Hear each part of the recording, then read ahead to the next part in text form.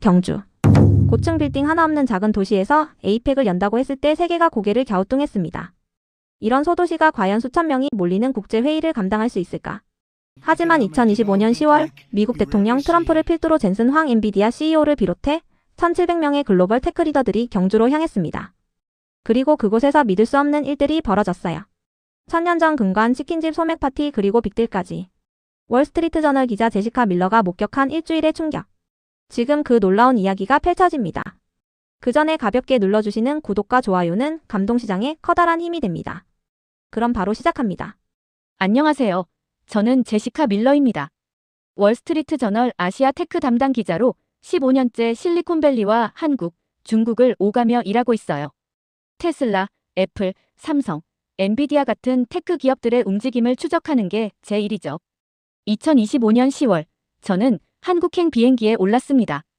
이번 목적지는 경주였어요. 아시아 태평양 경제협력체 CEO 서밋이 열린다는 소식을 들었을 때 솔직히 말하자면 당황했습니다.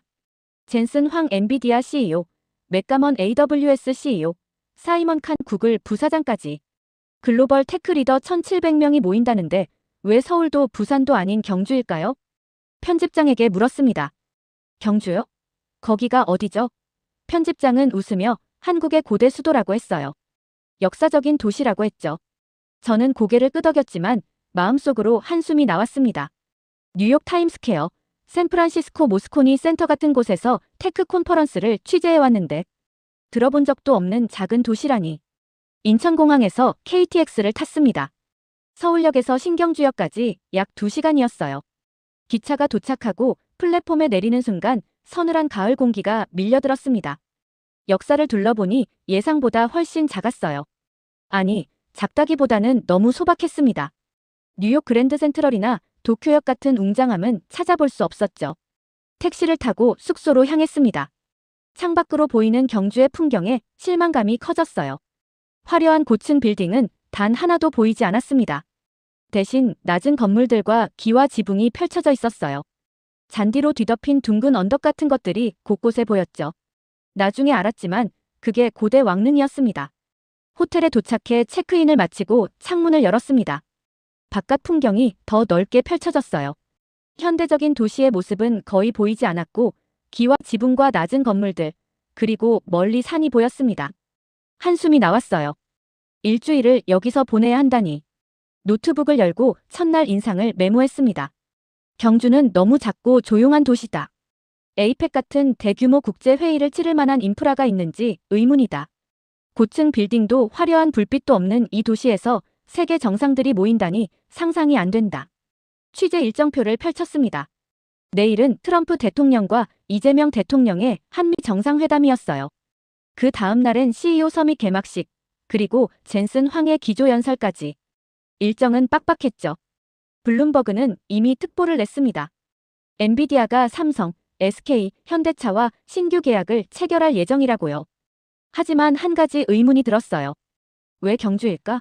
이런 중요한 계약을 발표하려면 서울의 화려한 호텔이나 부산의 멋진 컨벤션 센터가 더 어울리지 않을까요? 작고 조용한 이 도시에서 실리콘밸리의 제왕 젠슨 황이 무엇을 보고 느낄까?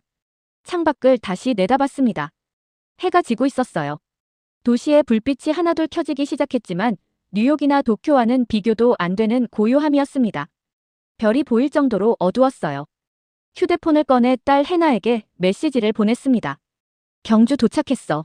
생각보다 훨씬 작은 도시야. 해나는 K-POP 팬이라 한국에 관심이 많았지만 경주는 해나가 좋아하는 화려한 한국과는 거리가 멀어 보였어요. 샤워를 마치고 침대에 누웠습니다. 창밖을 마지막으로 바라봤어요. 어둠 속에서 기와 지붕의 실루엣이 달빛에 희미하게 빛났습니다.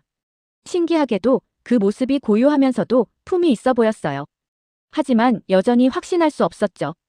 이 도시가 정말 세계적인 행사를 치를 준비가 되어 있는지. 눈을 감았습니다. 내일이면 답을 알 수 있겠죠. 아침 일찍 일어나 서둘러 준비했습니다. 오늘은 중요한 날이었어요. 트럼프 대통령과 이재명 대통령의 한미 정상회담이 국립경주박물관에서 열리는 날이었죠. 박물관에서 정상회담이라니 뉴욕이나 워싱턴이었다면 백악관이나 UN 본부 같은 곳에서 했을 텐데 한국은 참 독특하다는 생각이 들었습니다. 특별 취재진 배지를 목에 걸고 박물관으로 향했습니다. 박물관 주변은 이미 경호원들과 취재진들로 북적였어요. WSJ 배지 덕분에 최전방 취재 위치를 확보할 수 있었습니다. 오후 2시가 가까워지자 분위기가 긴장감으로 가득 찼어요. 2시 10분 전 전통 취타대의 웅장한 소리가 들려왔습니다. 곧이어 트럼프 대통령의 차량이 모습을 드러냈어요.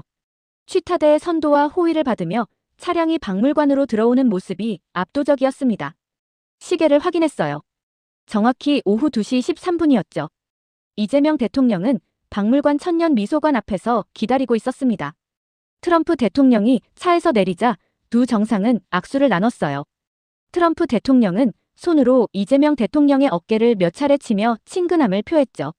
저는 그 순간을 놓치지 않고 카메라에 담았습니다.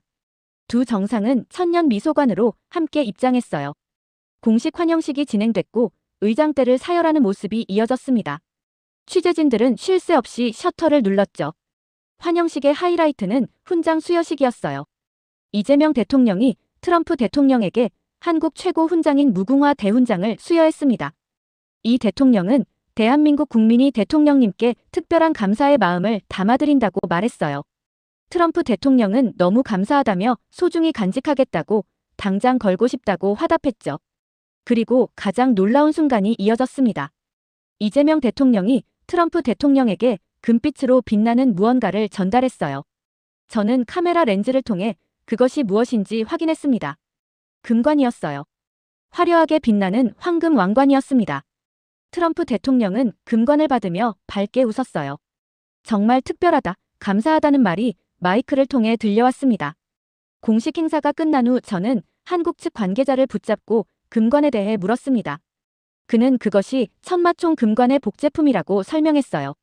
신라시대 왕이 쓰던 금관으로 5세기에 제작된 국보급 유물이라고 했습니다. 대통령실에서는 경주를 국빈으로 찾은 트럼프 대통령에게 한반도에 처음으로 평화를 가져온 신라의 정신과 함께 한미 동맹의 황금기를 상징하는 이 금관을 선물로 준비했다고 밝혔어요. 더 많은 정보를 얻기 위해 박물관 학예사를 찾았습니다. 운 좋게도 박지원 학예사를 만날 수 있었어요. 그는 제게 금관의 의미와 가치를 설명해 주었습니다. 이 금관은 단순한 장신구가 아닙니다. 고대 신라의 기술력과 예술성이 집약된 걸작이죠. 특히 5세기에 이런 정교한 금세공 기술을 보유했다는 것은 세계사적으로도 대단한 의미가 있습니다. 당시 유럽은 암흑기에 빠져 있었으니까요. 저는 놀라움을 감추지 못했습니다. 5세기요? 그럼 지금으로부터 1500년도 더 전 이야기잖아요. 박 학예사는 미소 지으며 답했어요. 맞습니다. 그래서 이 금관을 외교 선물로 선택한 한국의 감각이 돋보이는 거죠. 금관은 한국의 깊은 역사와 문화적 정체성을 상징합니다. 그리고 금은 변치 않는 가치를 의미하죠. 한미 동맹의 견고함과 영속성을 상징하기에 완벽한 선물이라고 생각합니다. 그의 설명을 들으며 새로운 시각이 열렸습니다. 이것은 단순한 선물이 아니었어요. 깊은 의미와 메시지가 담긴 외교적 언어였습니다. 한국은 화려한 말보다 5000년의 역사와 문화로 이야기하고 있었죠. 박 학예사의 설명에 따르면 실제 금관은 국립경주박물관에 전시되어 있다고 했습니다. 저는 즉시 결정을 내렸어요. 기사 마감 전에 꼭 실물을 봐야겠다고요. 특별 전시관으로 안내받았습니다. 유리 케이스 안에 전시된 천마총 금관을 본 순간 숨이 막혔어요. TV 화면이나 사진으로 본 것보다 훨씬 더 찬란하고 정교했습니다. 금으로 만든 나뭇가지 모양의 장식이 위로 뻗어 있었고 세밀한 금판들이 빛을 반사하며 빛났어요. 이것이 정말 5세기에 만들어진 것이라니 믿기 어려웠습니다. 박물관 학예사의 설명이 계속됐어요. 금관은 신라의 왕이 착용했던 것으로 천마총에서 발굴됐다고 했습니다. 정밀한 세공 기술에 감탄했어요. 손톱만 한 크기의 금판들이 하나하나 연결되어 있었습니다. 그 정교함이 현대 기술로도 재현하기 어렵다고 했죠. 금관 표면의 작은 금구슬들은 육안으로는 연결 부위를 확인할 수 없을 정도로 정교했습니다. 저는 한참을 그 앞에 서 있었어요. 15년간 테크 기자로 일하면서 최첨단 반도체 공장, AI 데이터 센터, 우주선 발사 현장까지 다 봤지만 이 금관 앞에서는 말을 잃었습니다. 이 금관을 선물로 선택한 한국의 외교적 감각에 감탄했습니다. 화려하지만 의미 없는 선물 대신 5,000년의 역사와 기술력 그리고 문화적 자부심이 담긴 상징물을 선택했으니까요. 그것은 한국이 세계와 소통하는 방식을 보여주는 것 같았어요. 박물관을 나오며 경주의 거리를 새로운 눈으로 바라봤습니다. 어젯밤 호텔 창문에서 본 그 고요하고 소박한 풍경이 이제는 조금 다르게 느껴졌어요. 이 조용한 도시 속에는 제가 미처 알지 못했던 깊이와 아름다움이 숨겨져 있었습니다. 호텔로 돌아와 노트북을 열었습니다. 워싱턴 본사에 긴급 기사를 송고해야 했어요. 제목을 정했습니다. 트럼프, 경주에서 1500년 전 신라 금관 봤다. 기사를 쓰며 생각했습니다. 처음에 저는 경주가 그저 작고 소박한 도시라고 생각했어요. 하지만 오늘 본 금관을 통해 이 도시, 아니 이 나라가 가진 깊이를 조금이나마 엿볼 수 있었습니다. 창밖으로 경주의 밤하늘을 바라봤습니다. 어제와 같은 도시인데 오늘은 조금 다르게 보였어요. 금관의 빛처럼 이 조용한 도시에도 어쩌면 눈에 보이지 않는 찬란함이 숨겨져 있을지도 모르겠다는 생각이 들었습니다. 그리고 문득 궁금해졌어요. 젠슨 황은 이 금관을 보면 무슨 생각을 할까? 실리콘밸리의 제왕이 1500년 전 신라의 기술력 앞에서 어떤 반응을 보일까? 다음 날 오후, 저는 호텔 로비에서 급한 전화를 받았습니다. 블룸버그 동료 기자가 긴급 미팅을 제안했어요. 젠슨 황이 워싱턴 DC에서 뭔가 중요한 발언을 했다는 소식이었죠. 서둘러 짐을 챙기는 과정에서 실수를 했습니다. 노트북을 로비 소파에 그대로 두고 나온 거예요. 1시간 뒤 카페에서 미팅을 마치고 가방을 열었습니다. 노트북이 없었어요. 심장이 빠르게 뛰었습니다. 그 안에는 지난 이틀간의 모든 취재 자료, 트럼프 회담 사진, 금관 인터뷰 녹음 파일, 그리고 반쯤 완성된 기사 원고가 들어있었어요. 15년 경력에 이런 실수는 처음이었습니다. 당황한 마음으로 호텔에 전화했습니다. 뉴욕이나 워싱턴이었다면 노트북은 이미 사라졌을 거예요. 하지만 혹시 모르니까요. 호텔 직원은 차분하게 확인해보겠다고 했습니다. 10분 후 전화가 왔습니다. 노트북을 찾았다는 소식이었어요. 로비에서 그대로 보관 중이라고 했죠. 안도의 한숨이 나왔습니다. 하지만 동시에 의아했어요. 워싱턴 DC 호텔 로비에 노트북을 두고 나갔다면 아마 10분도 안 돼서 사라졌을 겁니다. 런던도 파리도 마찬가지였죠. 그런데 여기서는 발견한 사람이 그대로 보존해뒀어요. 마치 당연한 일인 것처럼요. 호텔로 돌아가는 길에 비가 내리기 시작했습니다. 가벼운 가을비였어요. 하지만 우산이 없었습니다. 길가에서 택시를 잡으려 했지만 비 때문에 차량들이 붐볐어요. 뉴욕이라면 그냥 비를 맞으며 걸어갔겠지만 여기서는 어떻게 해야 할지 막막했습니다. 그때 스마트폰을 보니 경주 방문객을 위한 앱이 설치되어 있다는 걸 기억해냈어요. 회의 첫날 모든 참가자에게 설치하라고 권장했던 앱이었죠. 당시에는 그저 형식적인 안내라고 생각했는데 이제 와서 보니 정말 필요한 거였습니다. 앱을 열어보니 놀라웠어요. 실시간 교통정보가 있었습니다. 근처 버스 정류장과 도착 예정 시간까지 정확히 표시되어 있었어요. 심지어 우산 대여소 위치까지 나와 있었죠.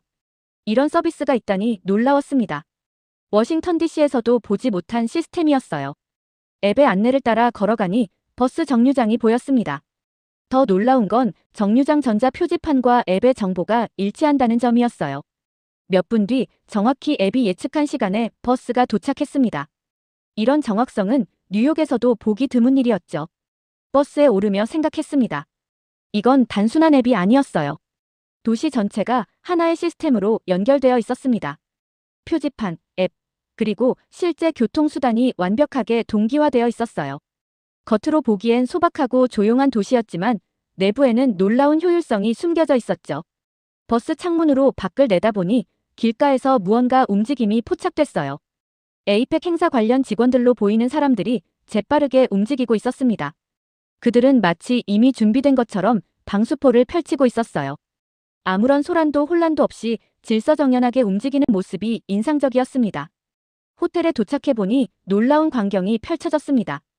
불과 몇 시간 전만 해도 평범했던 호텔 입구가 완전히 변해 있었어요. 임시 차양이 설치되어 있었고 바닥에는 미끄럼 방지 매트가 깔려 있었습니다. 그리고 직원들이 우산을 들고 투숙객들을 맞이하고 있었죠. 마치 비가 내릴 걸 미리 알고 준비한 것처럼요. 로비에서 노트북을 찾았습니다. 제가 앉았던 자리에 그대로 있었어요. 호텔 직원은 CCTV로 확인 후 보관했다고 설명했습니다. 그리고 노트북을 건네며 물었어요. 비에 젖지 않았냐고요. 이런 세심한 배려가 제게는 새로웠습니다. 노트북을 확인하니 다행히 모든 파일이 그대로였습니다. 기사 초안도 안전했어요. 창밖을 보니 비가 더 강해졌습니다. 하지만 호텔 주변은 혼란스럽지 않았어요. 오히려 더 질서정연해 보였죠. 사람들이 우산 아래 차분히 이동했고 도로의 물은 빠르게 배수되고 있었습니다. 로비 카페에서 커피를 마시며 지나가는 호텔 매니저에게 물었습니다. 어떻게 이렇게 모든 상황에 대비할 수 있느냐고요. 그는 미소 지으며 답했어요. 우리는 항상 준비하고 있습니다. 하지만 그걸 드러내지 않죠. 손님을 불안하게 하고 싶지 않으니까요. 이 말이 제 마음에 깊이 남았습니다. 이게 바로 한국의 시스템이구나 싶었어요. 겉으로는 조용해 보이지만 내부에서는 엄청난 효율성으로 움직이고 있었습니다. 화려하게 자랑하지 않지만 필요한 순간에 완벽하게 작동하는 시스템이었죠. 저녁이 되어 비가 그쳤을 때 밖으로 나가 주변을 둘러봤습니다. 마치 비가 오지 않았던 것처럼 깨끗했어요. 물웅덩이 하나 찾아보기 어려웠습니다. 어디선가 청소 차량이 지나간 흔적이 보였죠. 모든 게 조용히 하지만 효율적으로 처리되고 있었습니다. 작은 식당에 들어가 저녁을 먹었습니다. 주인은 저를 알아보고 영어로 인사했어요. WSJ 기자라는 걸 어떻게 알았냐고 물었더니 에이펙 취재진 명단을 모든 상점에 공유했다고 했습니다. 놀라웠어요. 이런 세심한 준비가 있었다니. 식사를 마치고 계산할 때 노트북 분실 이야기를 했습니다. 주인은 웃으며 경주에서는 그런 일이 거의 없다고 했어요. 시스템이 잘 갖춰져 있고 사람들의 시민의식이 높기 때문이라고 했죠. 그러면서 덧붙였어요. 이곳은 1000년 동안 질서를 지켜온 도시라고요. 호텔로 돌아오는 길에 생각했습니다. 경주는 표면적으로는 조용하고 느린 도시처럼 보였어요. 하지만 그 내면에는 놀라운 민첩성과 효율성이 숨겨져 있었습니다. 마치 1000년 전 신라인들의 지혜가 현대 시스템으로 진화한 것 같았어요. 방으로 돌아와 창밖을 바라봤습니다. 경주의 밤하늘은 맑았고 별들이 밝게 빛나고 있었어요. 도시의 불빛은 많지 않았지만 그 조용함 속에 깊은 아름다움이 있었습니다. 화려한 야경은 아니었지만 별이 더 선명하게 보이는 하늘이 있었죠. 노트북을 열고 오늘 경험한 것들을 정리했습니다. 경주의 힘은 조용한 민첩성에 있다. 겉으로 드러내지 않지만 필요한 순간에 완벽하게 작동하는 시스템. 화려하게 자랑하지 않지만 효율적으로 움직이는 도시. 이게 경주의 진짜 매력이다. 그리고 문득 궁금해졌습니다. 내일 일정에는 첨성대 방문이 있었어요. 처음 봤을 때 그저 돌탑처럼 보였던 그 건축물. 거기에도 이런 숨겨진 시스템이 있을까? 1000년 전 신라인들은 도대체 무엇을 만들어 놓은 걸까? 아침 일찍 깼습니다. 오늘은 특별한 취재가 예정되어 있었어요. 국립경주문화재연구소의 김민수 박사님을 만나기로 했습니다. 첨성대에 대한 새로운 연구 결과를 직접 확인하는 날이었죠. 처음 경주에 왔을 때 그저 돌탑처럼 보였던 첨성대가 실제로는 어떤 의미를 가진 건축물인지 궁금했습니다. 호텔 로비에서 김 박사님을 만났습니다. 50대 중반의 차분한 인상이었어요. 그는 20년 넘게 첨성대를 연구해왔다고 했습니다. 우리는 곧바로 첨성대로 향했죠. 차 안에서 김 박사님이 말했습니다. 첨성대는 동양에서 가장 오래된 천문대로 알려져 있습니다. 신라 선덕여왕 때인 7세기 중반에 지어졌다고 추정하죠. 하지만 최근 연구 결과는 그보다 더 놀라운 사실을 보여주고 있습니다. 첨성대에 도착했습니다. 아침 햇살이 돌탑을 비추고 있었어요. 처음 봤을 때와는 다른 눈으로 바라보게 됐습니다. 김 박사님이 설명을 이어갔어요. 보통 사람들은 첨성대를 단순한 관측소로 알고 있습니다. 하지만 실제로는 정교한 계산 시스템이었죠. 최신 기술로 분석한 결과가 그걸 증명하고 있습니다. 김 박사님은 태블릿으로 최근 드론과 라이다, 그리고 증강현실 기술을 활용한 첨성대 측정 결과를 보여줬습니다. 놀라운 사실이 밝혀졌어요. 첨성대를 구성하는 돌기둥은 정확히 362개였습니다. 이는 음력 1년의 날짜와 일치했죠. 이건 우연이 아닙니다. 김 박사님이 강조했어요. 돌의 개수, 층의 배치, 창문의 위치까지 모두 천문학적 계산을 기반으로 설계됐습니다. 마치 고대의 컴퓨터 같은 역할을 했죠. 더 놀라운 발견은 첨성대의 축선 배열이었습니다. 최신 천문 소프트웨어로 분석한 결과 첨성대의 축이 동지와 하지의 일출 방향과 정확히 일치한다는 사실이 확인됐어요. 7세기 신라인들이 이런 정밀한 계산을 했다니 믿기 어려웠습니다. 어떻게 1400년 전 사람들이 이렇게 정확한 계산을 할 수 있었을까요? 제가 물었습니다. 김 박사님은 잠시 생각에 잠기더니 대답했어요. 그들은 장기간의 관측 데이터를 가지고 있었습니다. 수백 년에 걸친 천문 관측 기록을 바탕으로 패턴을 발견했죠. 오늘날의 빅데이터 분석과 유사한 방식이라고 볼 수 있습니다. 김 박사님은 태블릿으로 NASA와 고려대학교가 공동으로 진행한 실험 결과를 보여줬습니다. 광선 시뮬레이션을 통해 하지 일출 시 첨성대의 그림자 패턴을 분석한 거였어요. 놀랍게도 그림자가 특정 패턴을 만들어내며 이를 통해 정확한 계절 변화를 예측할 수 있다는 게 확인됐습니다. NASA의 과학자들도 이 정밀함에 놀랐습니다. 김 박사님이 말했어요. 현대 기술로 시뮬레이션한 결과 첨성대의 설계가 우연이 아닌 정교한 계산에 의한 것임이 증명됐죠. NASA 연구원 한 명은 이것은 기적이 아닌 과학이다라고 평가했습니다. 저는 첨성대를 새로운 시각으로 바라보기 시작했습니다. 처음 봤을 때는 그저 돌을 쌓아 올린 단순한 탑이라고 생각했어요. 하지만 지금은 고대 신라인들의 지혜와 과학이 집약된 정교한 시스템으로 보였습니다. 실리콘밸리가 자랑하는 AI 기술도 결국 빅데이터와 패턴 인식인데 신라인들이 이미 1400년 전에 그걸 했다는 게 믿기지 않았어요. 김 박사님과 헤어진 후 저는 석굴암으로 향했습니다. 김 박사님이 석굴암에 대해서도 꼭 알아보라고 권했거든요. 특히 최근 NASA와 고려대학교가 공동으로 진행한 석굴암 광학 연구에 대해 언급했죠. 석굴암에 도착하자 입구에서 박영호 교수님이 저를 기다리고 있었습니다. 고려대학교 건축학과 교수로 NASA와의 공동 연구를 이끈 분이었어요. 그는 유창한 영어로 인사했습니다. 석굴암에 오신 걸 환영합니다. 오늘 제가 석굴암의 놀라운 비밀을 보여드리겠습니다. 석굴암 내부로 들어갔습니다. 들어가자마자 시원한 공기가 느껴졌어요. 바깥은 가을 햇살로 따뜻했지만 내부는 쾌적한 온도를 유지하고 있었습니다. 돔 형태의 공간 중앙에 거대한 불상이 앉아 있었어요. 부처님의 얼굴에는 미소가 어려 있었고 그 표정이 놀랍도록 평화로워 보였습니다. 박 교수님이 말했어요. 놀랍죠? 이 불상은 8세기에 만들어졌습니다. 그러나 정작 놀라운 건 불상 자체가 아니라 이 공간의 구조입니다. 박 교수님은 태블릿을 꺼내 최근 연구 결과를 보여줬습니다.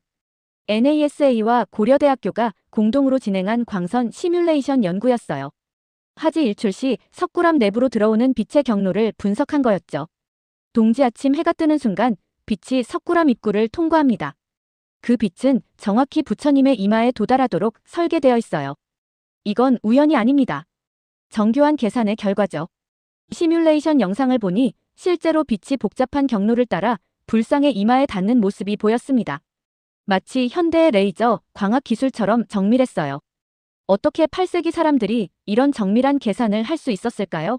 제가 물었습니다. 박 교수님은 미소 지으며 대답했어요. 그게 바로 NASA 연구진도 놀란 점입니다. 그들은 현대 기술로 시뮬레이션을 해본 결과 이 구조가 단순한 우연이 아니라 정교한 설계의 결과임을 확인했어요. NASA 연구원 한 명은 이것은 기적이 아닌 과학이다라고 평가했습니다.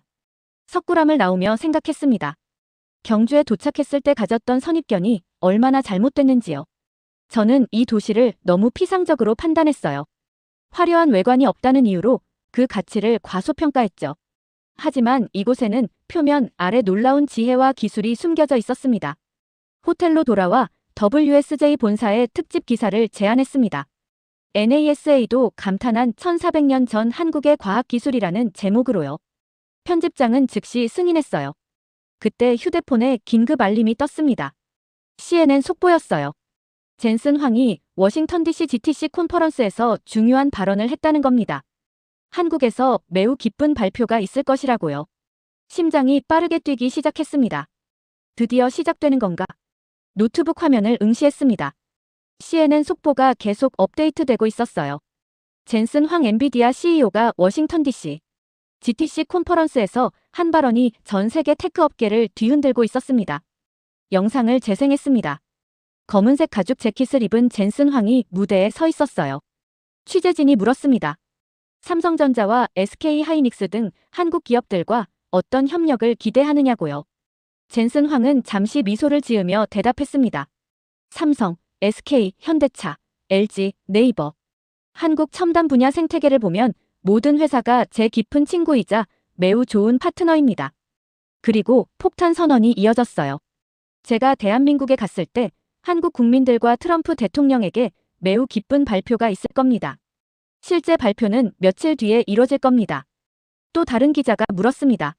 삼성전자와 현대차에 반도체를 공급할 예정이냐고요.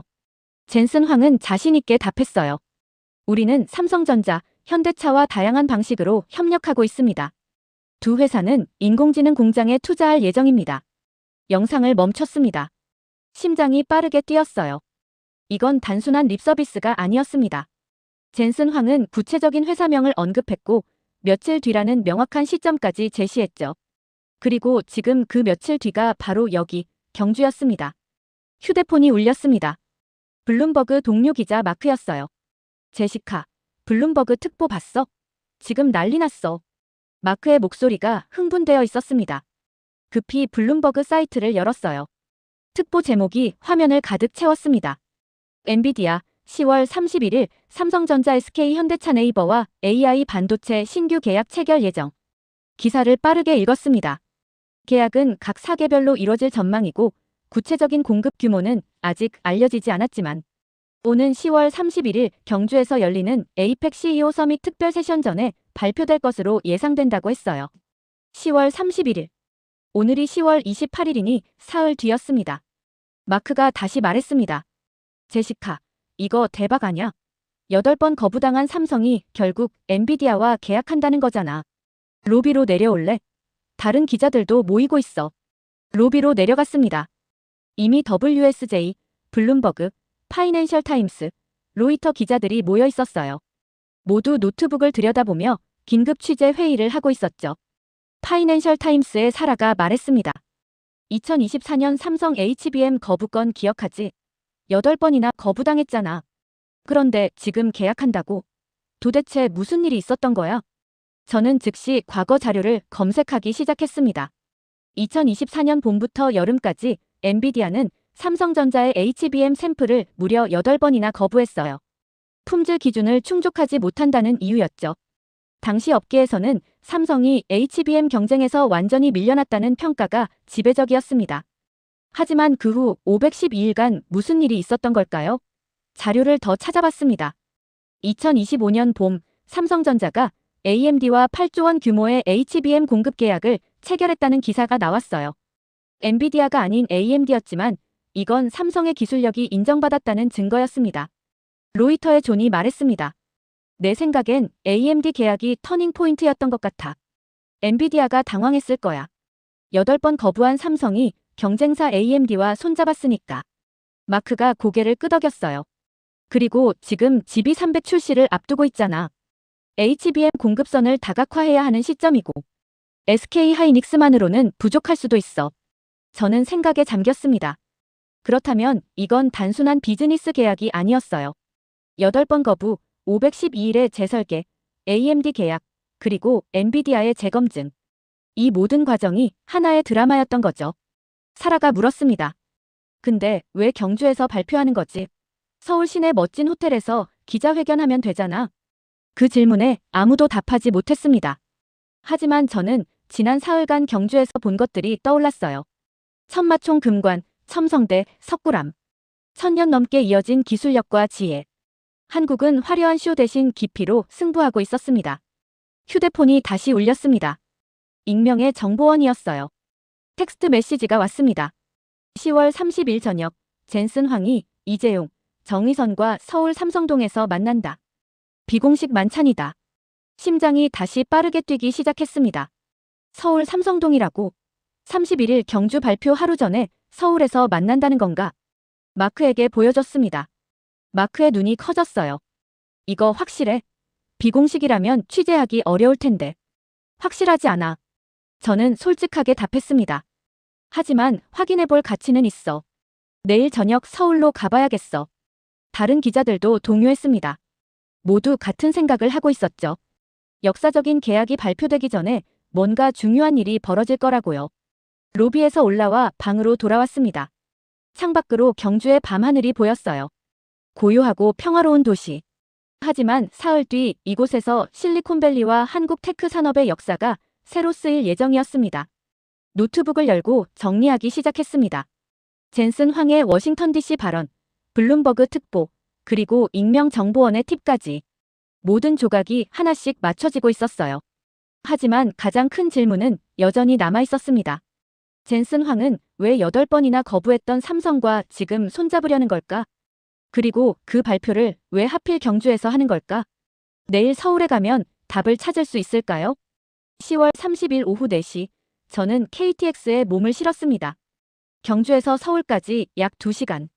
익명정보원의 팁이 정확하다면 오늘 저녁 서울 삼성동에서 뭔가 중요한 일이 벌어질 거였어요.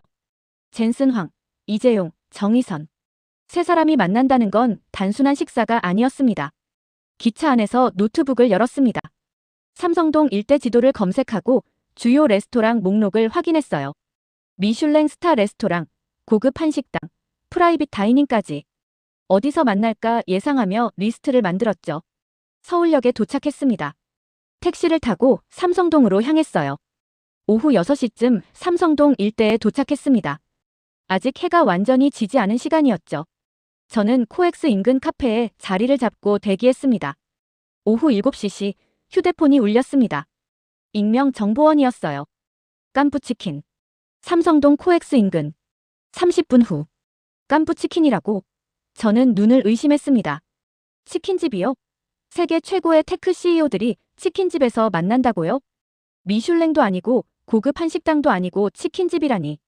처음엔 오보라고 생각했어요. 하지만 확인해 볼 수밖에 없었습니다. 급히 지도를 검색했어요. 깐푸치킨은 삼성동 한복판에 있는 작은 치킨 전문점이었습니다. 리뷰를 보니 동네 사람들이 자주 찾는 평범한 곳이었어요. 카페를 나와 깐푸치킨으로 향했습니다. 걸어서 10분 거리였어요. 오후 7시 30분쯤 도착했는데 이미 분위기가 심상치 않았습니다. 경호원들이 주변을 에워싸고 있었고 취재진들이 하나둘 모이기 시작했어요. 옆에 있던 YTN 기자에게 물었습니다.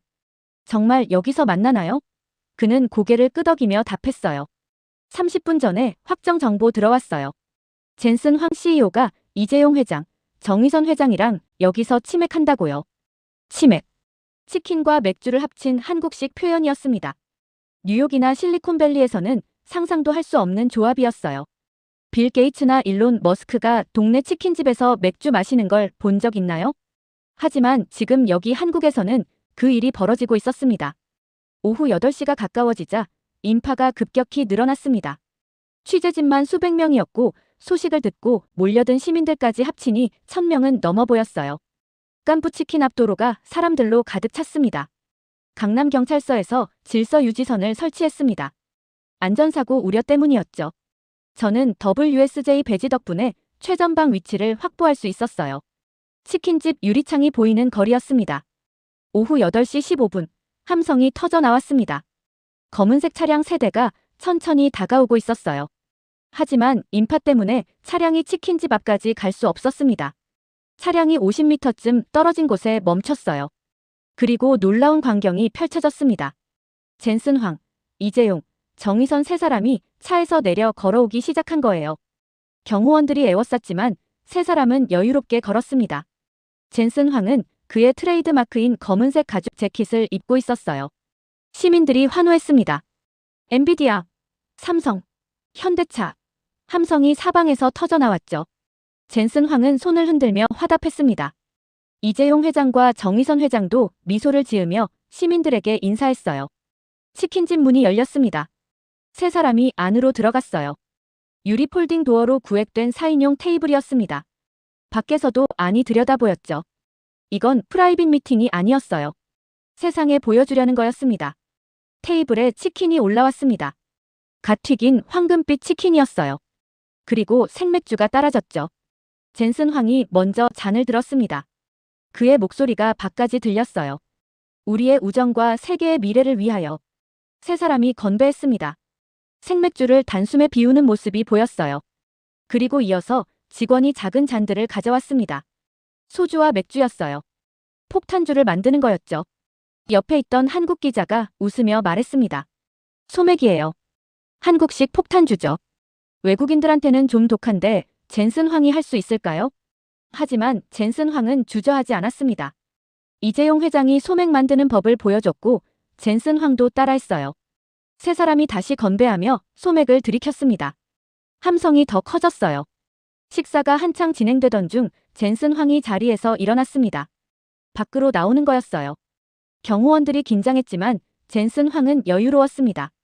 그는 미리 준비해온 듯한 작은 선물들을 꺼내 시민들에게 나눠주기 시작했어요. 젠슨 황이 말했습니다. 한국 여러분, 감사합니다. 그의 목소리에 환호가 터졌어요. 저는 카메라로 그 순간을 담으며 믿을 수 없다는 표정을 지었습니다.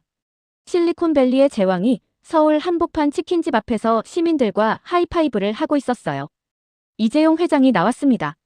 그는 마이크 없이 큰 소리로 말했어요. 오늘 제가 다 살게요. 하지만 시민들은 젠슨 황을 연호했습니다. 젠슨, 젠슨. 젠슨 황은 웃으며 손을 들었어요. 그리고 외쳤습니다. 오늘 모두 공짜.